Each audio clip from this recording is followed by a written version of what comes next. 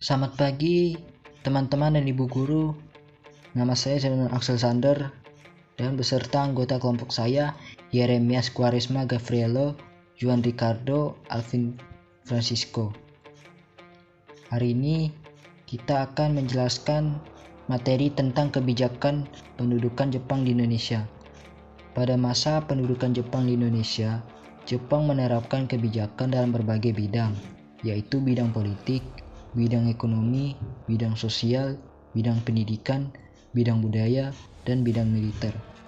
Bentuk-bentuk kebijakan pada masing-masing bidang yaitu sebagai berikut. Pada bidang politik, Jepang mengeluarkan peraturan yang membubarkan semua organisasi politik dan semua bentuk perkumpulan pada tanggal 20 Maret 1942.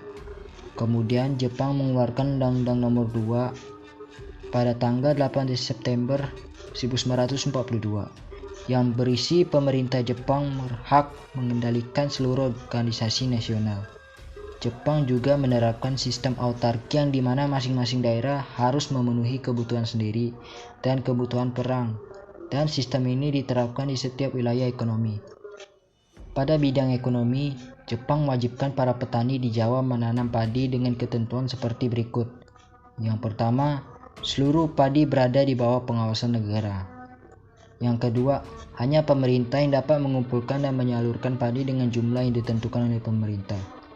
Yang ketiga, harga beras dan gabah ditentukan oleh pemerintah. Jepang juga menerapkan kebijakan sistem kerja paksa atau romusa yang dimana setiap tenaga kerja paksa harus mengerjakan berbagai bangunan yang berhubungan dengan keperluan perang seperti benteng pertahanan, lubang pertahanan, jembatan, dan pelabuhan. Pada bidang sosial, Jepang membentuk rukun tetangga atau RT dengan tujuan supaya menggalang dan memobilisasi tenaga yang sangat besar dari kalangan masyarakat. Tugas mereka yaitu membuat benteng-benteng pertahanan, lapangan pesawat terbang darurat, jalan dan jembatan.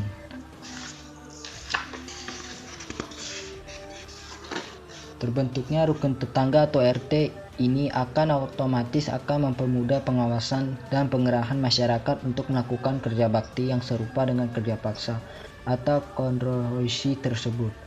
Pada bidang pendidikan, Jepang menerapkan sistem pengajaran dan struktur kurikulum yang ditunjukkan untuk kepentingan Perang Asia Timur Raya. Jepang juga mewajibkan menghormati adat kebiasaan Jepang dan melakukan kerja bakti.